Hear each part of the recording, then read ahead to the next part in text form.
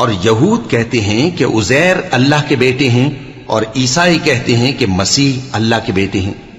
یہ ان کے منہ کی باتیں ہیں۔ پہلے کافر بھی اسی طرح کی باتیں کہا کرتے تھے، یہ بھی انہی کی ریس کرنے لگے ہیں۔ اللہ ان کو ہلاک کرے، یہ کہاں بہہ کے پھرتے ہیں۔ انہوں نے اپنے علماء اور مشائخ اور مسیح ابن مریم کو اللہ کے سوا معبود بنا لیا، حالانکہ ان کو یہ حکم دیا گیا تھا کہ معبود واحد کے سوا کسی کی عبادت نہ کریں، اس کے سوا کوئی معبود نہیں، اور وہ ان لوگوں کے شریک مقرر کرنے سے پاک ہے۔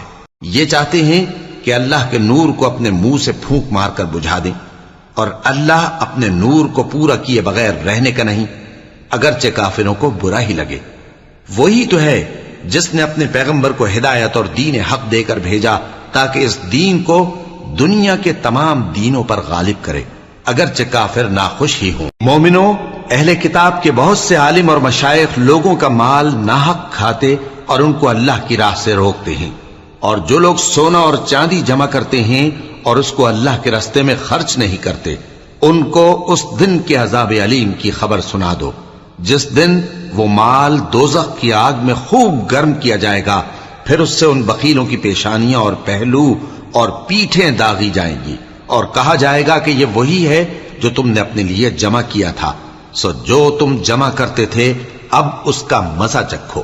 اللہ کے نزدیک مہینے گنتی میں 12 ہیں، اس روز سے کہ اس نے آسمان اور زمین کو پیدا کیا۔ اللہ کی کتاب میں سال کے 12 مہینے لکھے ہوئے ہیں، ان میں سے 4 مہینے ادب کے ہیں، یہی دین کا سیدھا رستہ ہے۔